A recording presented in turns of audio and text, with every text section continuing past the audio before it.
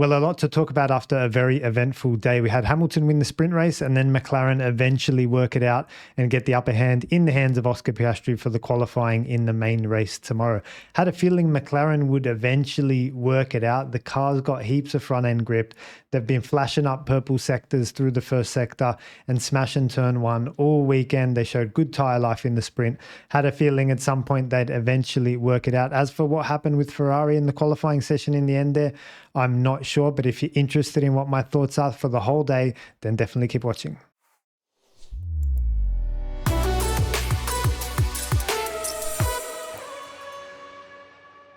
Welcome back to the channel, guys. My name is Martin. I'm a specialist technical coach and mentor for open formula drivers. Let's kick off with the sprint qualifying. There's a few things I wanted to catch up on there and set straight as well. And it had to do with the line that Lewis Hamilton and Max Verstappen were taking. Now, a bit of context. Lewis Hamilton typically is the tight line driver. That is, he will not use all of the track width. He'll come a step inside and it just less overload on the tire, less strain on the tire, shorter distance through the corner as well. I like to refer to this as the tight line. This is how Lewis typically drives. We've seen this all the way up to his career up to this point. Max, however, edge-to-edge driver, short corner driver, likes to V the corner, extend the straight coming in, extend the straight coming out, short rotation point in the middle. And that, because it comes to that sharp point, then that's defined as the short corner. We're going to talk to this more in this video a little bit later as well. But that's kind of the context and what they normally do, these guys.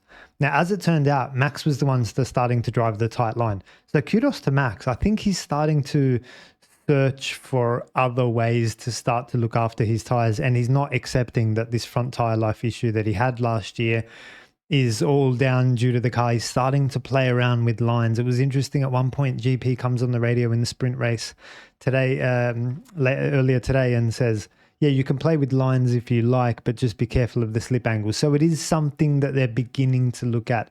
I think Max, being a sim driver, he's probably explored a few of these things as well here. So anyway, if you see the F1 video, the shadow / ghosting video of the sprint qualifying yesterday, you would have seen Max take a tighter line. And by the way, I'm not sure how much we can trust that video. Is it GPS? Is it totally accurate in terms of the line and everything? But let's say we can trust it and it stacks up with what we saw in the sprint as well. Then Max is the one taking the tighter line actually into turn one this time around. And he gets favorable outcomes. He actually gets into turn one a little bit quicker. I'm not sure whether we can correlate that ghosting video to the telemetry as well. We saw yesterday Lewis getting better entries and Max getting better exits. So it's the first time we've all seen that ghosting video. Let's just give it a few goes and learn a little bit more about it.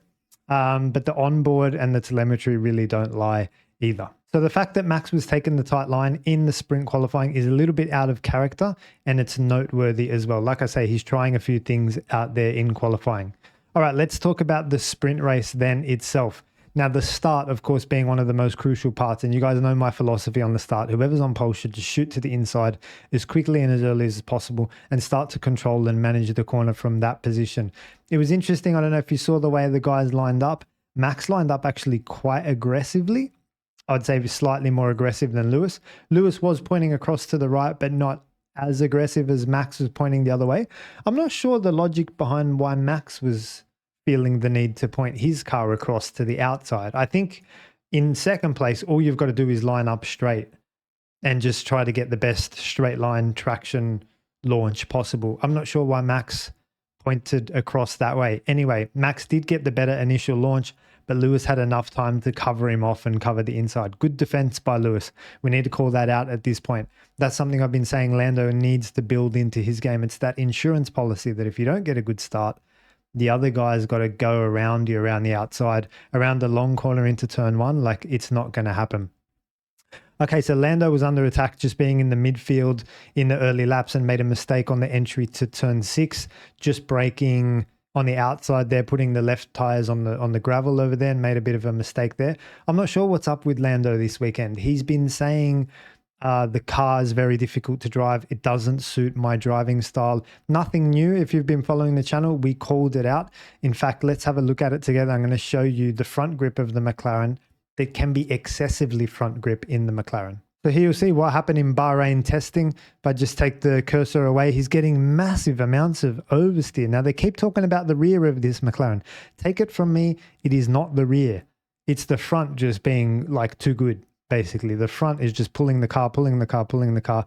And eventually the rear just says, I'm not having any of it. Now there were a few examples in China practice this weekend. This was the first one I spotted in practice down at turn 1. He's just turning in and like the rear's just letting go. Such is the front capability. Here's another one. Turning in again, it just, the car just wants to bite him there. So I thought I'd call that out as being something we've seen. We know the McLaren's got a lot of front grip, but the extrapolation that I wanted to highlight to you was, will this suit Lando or will this suit Oscar more? Who's going to just be able to turn the steering in slightly slower and slow down that rate of steering? I think that's what needs to be done. A lot of the McLaren focus has been cleaning up the rear, fixing the rear stability, all eyes on the rear. I'm like, hang on, it's the front. It's so powerful. The rear can't live with that. And it's just, you're getting all of that front grip all at once. And that's what's going to happen. What you want to do is slow the rate of steering down as much as possible. I don't know whether they have control to do that, but that's what I'd be doing just to make Lando a little bit more comfortable with the front end of that McLaren. But yeah, I just thought we'd start to call it out at this phase. He's struggling with the balance. He's making mistakes in qualifying. He's mentioned front locking as well. But look, the McLaren still has good downforce, good efficiency, and good front grip. Those are the strengths of the car, but they're just struggling to, it's got that peak performance, but they're struggling for it to be extractable and drivable. So Lando's struggling. Now, it didn't look like a world champion out there in the sprint race. So let's see how he gets on in the main race tomorrow. Now, look, a noteworthy move by George Russell on lap 1 up the inside of Leclerc. Caught him sleeping, really. This was with no DRS. George just quietly chipping away at this championship. You know, 3rd place in Melbourne, 4th in the sprint. He's kind of always there or thereabouts in these races. So that was a good move. I thought I'd call it out as just being opportunistic and very clean, very nice. All right, let's start to talk about as the race unfolds here. What was the narratives and what was the, how did this tyre situation unfold? Now, I've just got some notes down here and I'm talking about tyre life being the most important thing. It's a function of a few different things, not necessarily just the line, not necessarily just the car, not necessarily just the dirty air and so on. It's a combination of everything, really. So I'm just going to highlight them to you in order and explain who had better front tire life and the reasons why. I think Lewis had the best front tire life because he had clean air. Obviously, that's really helpful. You don't have that turbulence running across your car. You can maintain the good aerodynamics and good downforce. The car doesn't slide, it stays more predictable. So that's the advantage that Lewis had. I think in addition to that, he wasn't fully pushing in turn 1. I think he was lifting off a little bit earlier, turning quite gently, and just kind of pushing it like, let's call it 90% instead of 100%, in order to just play the long game in this sprint race. So I think that was the level head. So as it turns out, Max was the one that started to attack him in the first instance, before Max went missing, got overtaken by Piastri, and then Lewis disappeared off into the distance. So there's a combination of how much you're pushing, look after the tires, who's got the clean air or dirty air as well. They're the first two. The other ones are the car. Obviously, if you've got the McLaren, the MCL39, it's got a lot of front grip. So it's not putting the fronts, it's not overloading or sliding the fronts. If anything, it's sliding the rear like we saw. So they're not going to struggle with front tire life because of the car characteristics. And in the top 4, we had 4 different manufacturers. It was Hamilton in the Ferrari, Verstappen in the Red Bull, Piastri in the McLaren, and then George in the Mercedes. All of these cars have got different characteristics. Some use their tires better than others. I think the McLaren's got the front grip card, is holding the front grip card at the moment. And the 4th one, which I always talk about a lot, is the line. So in the first instances of the race, like the first phase, that first kind of 8 laps, it looked like Max was taking the best lines to me. He was tight, like we saw in qualifying. Lewis was tight as well. And Oscar Piastri was driving a wider line, but a shorter corner. I'll draw this out in a second for you, just in case like there's confusion amongst the vocabulary, which I totally understand. All right, let's head over to the whiteboard. I'm going to show you what I saw in terms of the lines. And you guys tell me if you saw this as well. I'm going to draw Max and Lewis as I've got a blue and red pen handy. I think Max was the tightest. To his credit, to be honest. I think he's done a lot of work in this area. He's actually seen some of my content as well. I think one of the Instagram reels, I think he saw when he was doing some work with Red Line, talking about tight lines in long corners of constant radius. So Max, I think this is a shift as far as I'm concerned with Max, coming in and staying as tight as possible just the whole way around and then doing that sort of situation. I think with Lewis, he was doing that, but not. Max has really doubled down on it now that he's aware of it, I guess. I think he was doing it to more extent. Now, Lewis, I think, was doing it as well, but it was only just a fractional bit wider than Max, if I can just draw it as close as possible. I still consider this to be the tight line, guys, because it's not like what we saw Oscar doing. Obviously, there's not much you can do here on the entry to turn one, but Oscar was doing what I like to call the short corner. And the reason it's a short corner is because Oscar's coming out wider. He's extending this straight coming in and not necessarily turning through the corner, but then giving it a bigger armful of lock. It's almost the wet line, right? Giving it a big armful of lock and then, getting on power earlier as well and getting a better exit, even though this heading into this corner, the exit is not super important. But I thought I'd call that out. And just so you guys are aware of the difference, Oscar's line is defined as the short corner because his cornering period is very condensed down to there, whereas the other guys have their cornering period through that arc, if that makes sense. So even though it's a tighter line and it's a less meters for Hamilton Verstappen, Oscar's the one doing the shorter corner. Now, which line do I prefer to look after the front tires? It's the tight line each and every single time. It just gives the front less work to do. Even though Oscar does this rotation at slower speed, it's still dramas. These guys can hold a more constant steering angle and just keep it held constant, whereas Oscar has to add, and eventually turn it on. So I feel like those two are on another level, to be honest. This line, Max's line, and Hamilton's line as well, I feel like those guys were on another level in terms of their knowledge in dirty air, in tight lines, in front left tire wear. I think this is something that might take Oscar a little bit of time to get a grip around. And that's not anything against Oscar. It's just like Max is only just starting to bring this into his game now after 4 world championships. So it's just, this is the level that these two guys are at. And I think this is the level that the world champions are at and the level you need to be at if you're going to start to take points off each other. So then we need to answer the question, well, what happened to Max? Now, we mentioned a few other factors, not just the line, guys. We mentioned the car. We mentioned the dirty air. We mentioned how much they're pushing as well. So if we just run over those quickly, I think Max doesn't have the best car with the best front end like the McLaren, probably not the Ferrari either. Max was pushing, I think, pretty hard, trying to keep in there, keep close to Lewis and maintain DRS as you would. And he's got the dirty air as well from the Ferrari in front. So there was a few factors there where I think Max did his best actually in this one. I think Max has done a mega job up to this point this weekend. So as it turns out, the first person under pressure was Lewis because Max and Oscar both had DRS and started to attack Lewis. Again, I think that's just a function of how much Lewis was pushing and how much he was keeping in hand at that point. But at one point, Max drops off. He was pushing too hard. And Oscar mentioned in his post-sprint interview that he was playing the long game as well. So he probably wasn't pushing so much, even though he was taking, in my opinion, non-favorable lines with the short corner. I prefer the tight line, actually. So then it was Oscar who started to attack Max. And really interesting call out for me. Max didn't defend this one at all into the hairpin. He chose to let it go. I think he could have defended. I don't think we would be asking much for Max to pull to the inside and brake and just see what happens. I'm not sure what was going through Max's head at that point. I'm interested to hear, is Max maybe not scared of Oscar, but worried about having contact with Oscar? Does Max think that the pass was inevitable maybe down the pitch straight? I want to know the reasons why Max didn't defend. If you guys had a thought on that, let me know in the comments. I would have defended. I would have pulled to the inside, at least asked the question, are you going to drive around me or is it going to happen down the pitch straight? I'm surprised he just gave up that so easily, that place.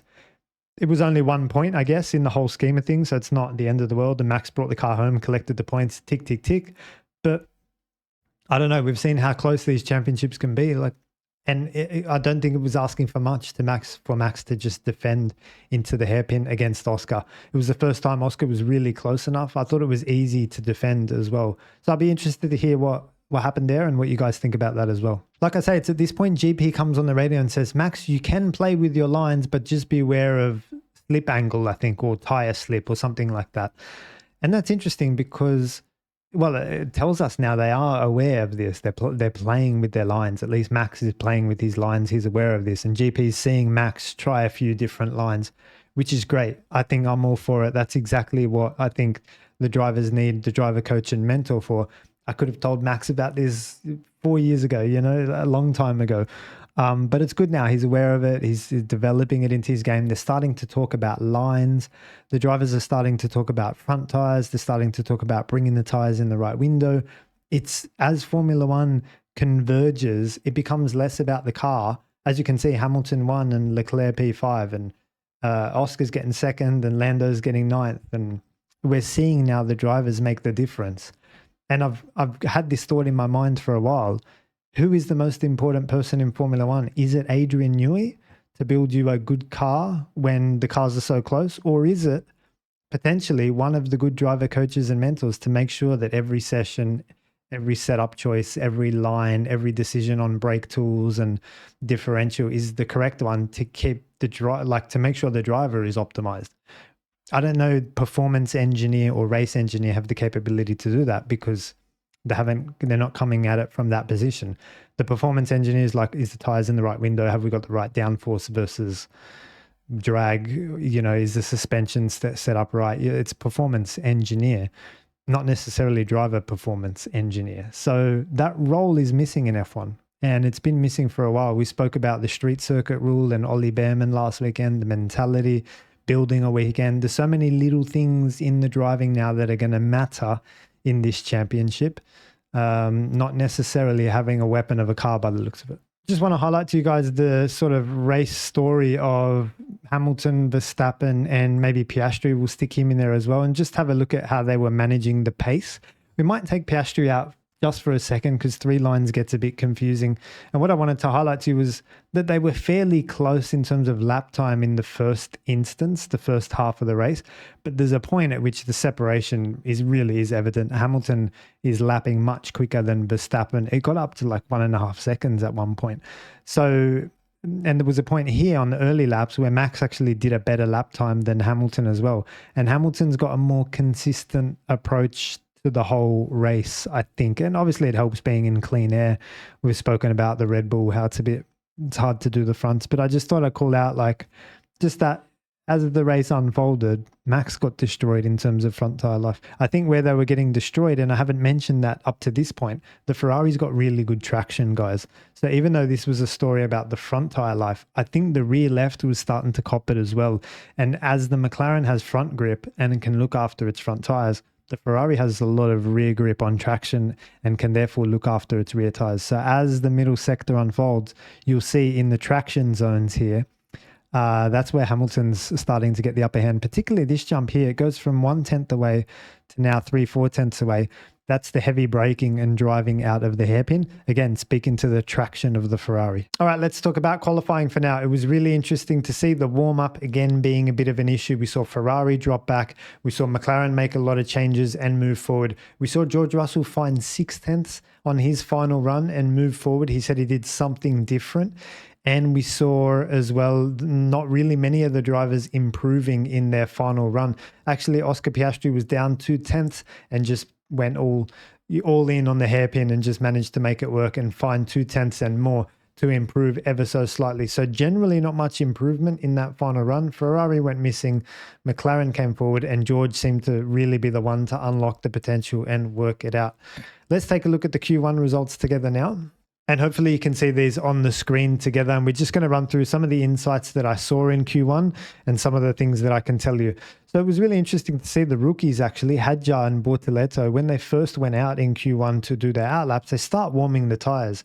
And it didn't really stack up with what the commentators were saying, that it was very hot, and Liam Lawson's been saying we're trying to get pressures down. So I just noted Hadjar was warming tires, Bortoleto was warming tires as well. So I'm not sure whether that was the right thing to do or not, but I just noted it down. Lando had a very scrappy Q1 session, even though he topped it. I think he got a track deletion at the square, the double apex, and then he ran deep at turn 6, struggling with the front, and then the final corner as well. Leclerc also blew his first run at the hairpin, running a little bit deep. We saw Jack doing, whilst turning, applying too much throttle, violating friction circle, and then going around at the square as well. So just struggling with traction. It was a very strong lap by Max as well in the first instance, but it was Lewis Hamilton who was caught out for the very first time at turn 1 this weekend. Surprising to see all the usual stuff that we've seen happen at turn 1 as he turns in. Just the rear start to overcome the front. It was the first time this weekend. Good lap by Fernando Alonso eventually, but there was track evolution that was really starting to happen towards the end of Q1. One thing I want to point out with Fernando Alonso was we got an onboard on his car towards the final corner, and it flashes up brake shape into the final corner. So Fernando's still playing with the braking tools into the final corner. I'm not sure why he'd be playing with shape too much. Shape is not something, it's probably not as important as balance and migration and your own pressure as well. Shape is something you set and forget generally. I might have to put out another video on the brake shape and how that works, but I thought that was interesting. I'll call that out, just that it flashed up brake shape. Contrary to what we saw happen yesterday in the sprint qualifying session, we saw like Bortoleto out qualifying Hulkenberg. We saw another one, I think it was Doohan out qualifying Gasly, and I think it was Behrman out qualifying Ocon potentially. Today, a very different story. Behrman's out, Doohan's out, Bortoleto's out, the rookies, Lawson is out, and they're out qualified by their more experienced teammates in Hulkenberg, Ocon, Gasly, and obviously Max as well. So yeah, that was really interesting to see. And I think that was the general theme of today's. The sprint weekend generally catches people out by surprise, but as we unfold the weekend, as the guys work it out, then the best guys come to the top, including McLaren and including the more experienced drivers. If we have a look at Q2, the guys that were kicked out were Ocon, Hulkenberg, Alonso, Stroll, and Sainz. Sainz probably the most surprising one, given where Alex is 3/10 up the road. I've been waiting for Carlos to eventually get on top of Alex. I'm not sure when that will come, but for now, Alex seems to be doing a phenomenal job in that Williams, and he's pretty comfortable there. There wasn't much that I could talk about in this session or that I noted down other than Lando's 30.7. So this was the session for me when Lando really entered the chat and started to put together some good sectors. If we have a look here, it was interesting to see the V-carbs as well, very strong. And just while I'm on it, with the V-carbs and Isaac Hadjar, we jumped on board with him for most of his Q2 lap on the live stream, and just how beautiful Isaac Hadjar is driving. We spoke about Liam Lawson hacking away at the steering wheel into turn 1, generally kind of going in and out and in and out. Isaac Hadjar, beautiful one sweeping motion of the steering wheel into turn 1 and turn 2 and the double apex square.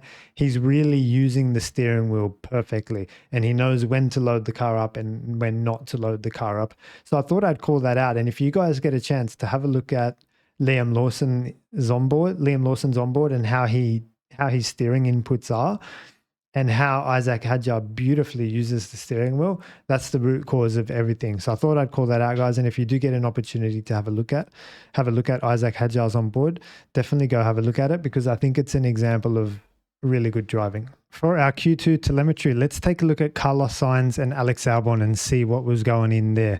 I've just picked their Q2 laps here. I think it was 31.5 for Alex, 31.8 for Carlos. And as we go down and have a look at the Delta, what you should see, and if you're a Carlos Sainz fan, you can breathe a sigh of relief, because it was pretty equal up to that point. Actually, at some times, Carlos had the upper hand, most of the time Carlos had the upper hand. He had the upper hand into turn 2 and 3. He had the upper hand in braking into 6. Pretty equal through the fast stuff. Carlos finding a bit of time on entry, but Alex on exit. This is where Carlos found most of the time on Alex, but then down the straight, it kind of neutralizes. So what corner did Carlos find most of the time? Okay, it's the increasing radius, run onto the straight. Alex again getting a good exit. This is where the lap kind of got undone for Carlos. It was just literally the exit out of the hairpin and the exit out of the final corner as well. So it was just literally those two corners. And yeah, I'm not really sure exactly what happened without having the onboard. But look, if you're a Carlos fan, again, you can breathe a sigh of relief. Most of the time he's equal or ahead. And it was just a small mistake in the final sector. And you see that final gap of 2.5 tenths and you think, oh, he's getting smacked. But I don't think it tells the full picture of the lap. I'd be interested to hear from Carlos when he gets back. Here's the final results then for Q3. Obviously, it's Piastri on pole, the 30.6, and Russell there, 30.7. Just quietly, George has been chipping away for both these races. Got the podium there in Melbourne. You know, he was P4 in the sprint. He's there now. He's worked something out. Have a look at the sectors. This is different to what we saw yesterday, like with the McLaren always popping up the best first sector.